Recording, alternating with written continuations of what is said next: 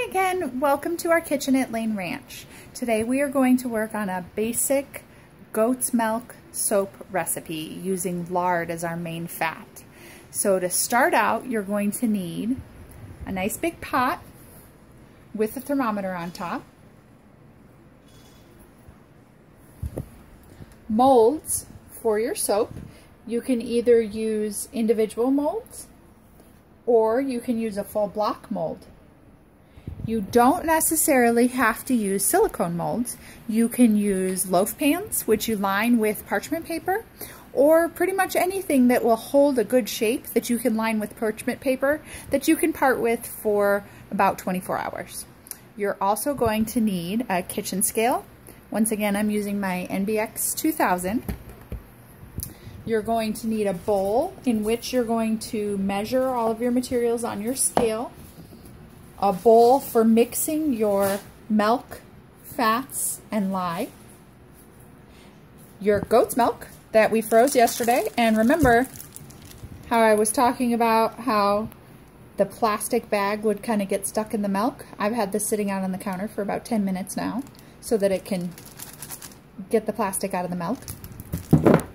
Your recipe and your fats. You're going to need the lard, the coconut oil, the extra virgin olive oil, your avocado oil, cocoa butter, and of course, your lye.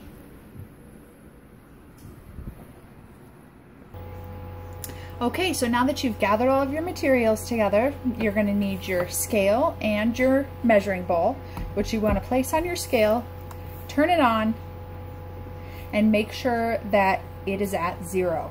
Make sure that your measuring bowl is already on the scale so that when it's zeroed out, you're measuring your ingredients, not the actual measuring bowl as well. So the first thing that I'm going to do is the recipe calls for 25 ounces of lard. So I'm going to get my lard out here and see which chunk I have is going to weigh up to that 25 ounces. Right now we're at 15. Let's see if we can throw another one on here and see what that brings us to. Well, that takes us up to 30. So we're going to drop this one back in.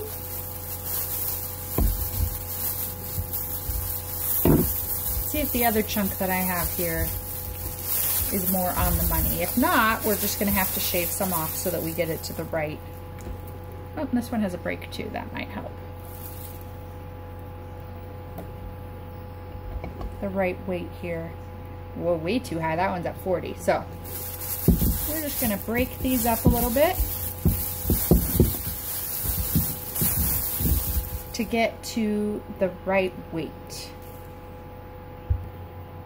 The easiest way to get the exact weight of the lard that you need is to freeze it at the exact weight of the lard that you need. But since I wasn't having that kind of foresight before I started doing this, I've just taken a butter knife and chipped off some, and I'm adding small pieces until I get up to that 25 ounces. Right now I'm at about 24.6, and I'm just adding a few pieces till we just get right up there.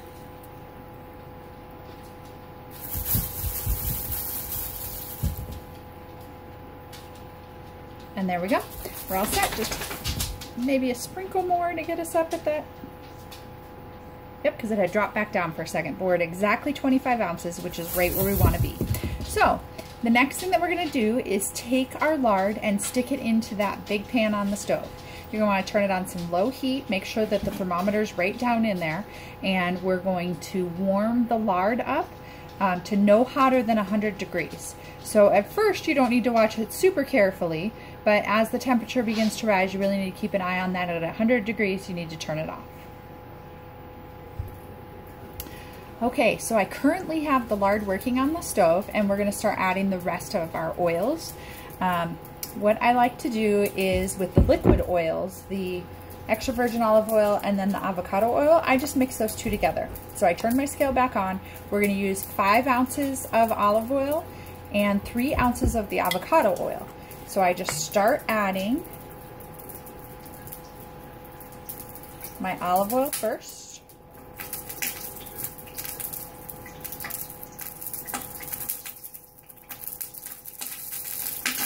And my lard is crackling, so I'm going to take a peek at that and see what's kind of going on over there.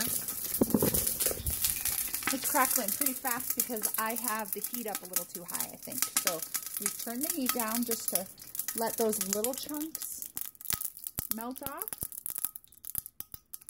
And then soon the larger chunks will start to melt too. So I'm just going to turn that off and kind of let everything catch up a little bit while we go back to measuring these olive oils and avocado oils. So right now we're currently at 3.74 on that olive oil. And I'm going to slow way down once we're up to the 4.8 mark on that olive oil. Just a tiny bit more.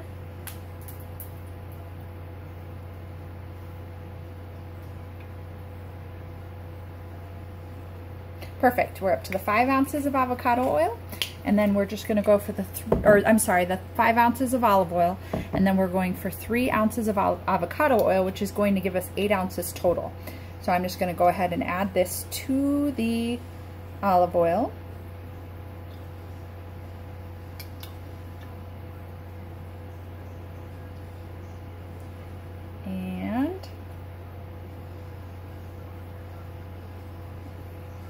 There you have it. We're up to our 8 ounce mark. Put that aside. You're going to continue to do this with each of your oils. Obviously the coconut oil and the cocoa butter are a little more solid, and so you're going to do the same thing that you did with the lard. You're just going to add them on into the bowl and dump them into the pan so that we can mix them all together. So I've gotten my 5 ounces of coconut oil in my bowl all measured out, and now I'm just going to quickly add the cocoa butter, which is only 2 ounces. So we're just going to take one small piece, see what that kind of looks like there. So that's only 0.2 ounces. So we're going to go with a little bit of a bigger piece here. And we're up to 1.2 ounces. And one more piece here. 1.7. When you start getting close like that, you want to make sure you add lots smaller pieces so that you come out pretty exact here. And we've hopped up to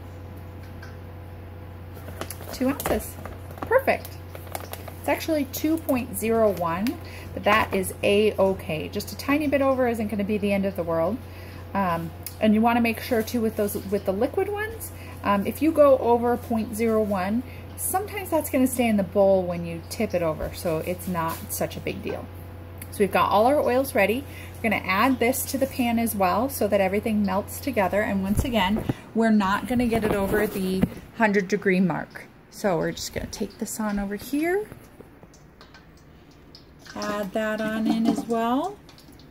And you can see the coconut oil is still a little like semi-solid, semi-viscous. We're just going to kind of add that all together so it all melts in. And we still have a fairly big block of lard. Something I hadn't considered before I started was that I could have broken up the lard a little bit more with a butter knife to make this process go a little bit faster. So that might be something you want to do, although it is nice to know that I have the lard in a nice big chunk while I'm measuring the rest of the oils, because then I know it's still frozen and it's not going over its temperature point, that we don't want it over that 100 degrees. So I'm just going to pause this for just a second so I can grab a spatula, because I want to get every last bit of that coconut oil out of this bowl.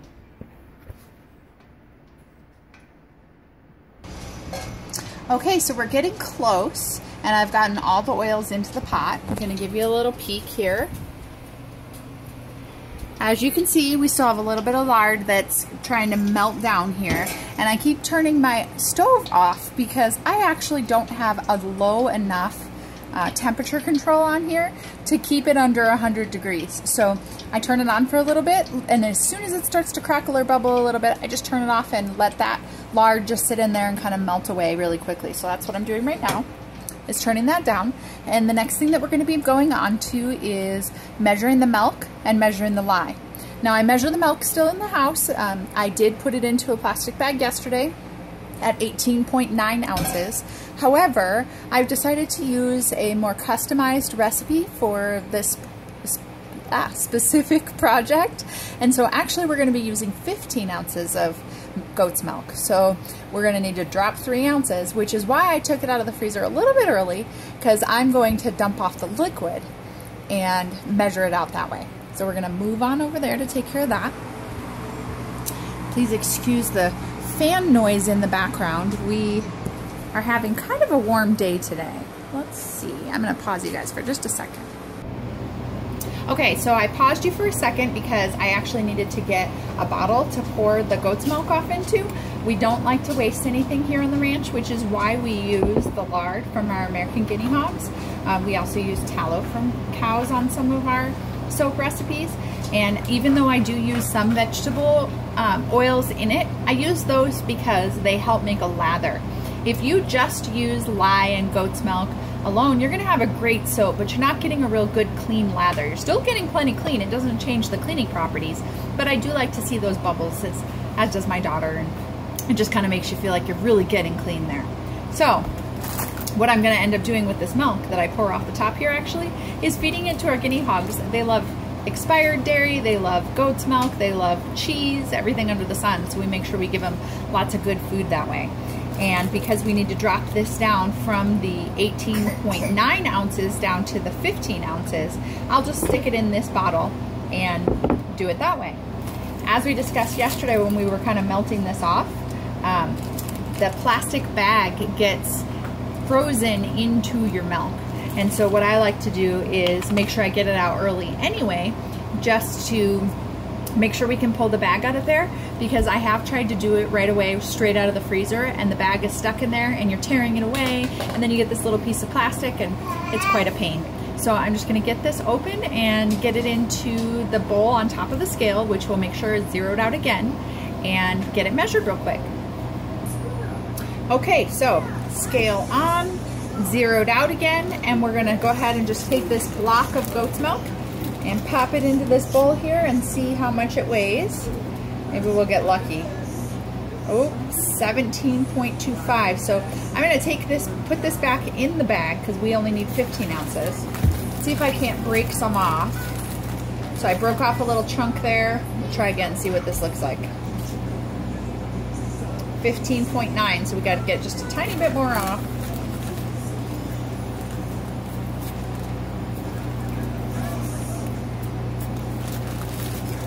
Kind of work from either end. Use your fingers, just kind of shave off a little bit, because you can always put more back in. You don't want to have to do this too many times. We got our block of goat's milk. Oh wow, 15.97. Perfect. So we'll grab just a tiny bit more. And there we go. 15 ounces of goat's milk. Then I have this extra right here, and I didn't even need the bottle after all. We'll just feed that to the guinea hogs a little bit later. So now we're gonna take the whole operation outside. I measure the lye outside. I don't like to do it in my kitchen. I have a little work area, so we're gonna head out there. Okay, welcome to my outdoor area. I actually have a little table set up out here, and on that table I have moved my scale, a little container for measuring the lye. You need a new one. You don't want to be measuring it into the one that you did all of your other ingredients into.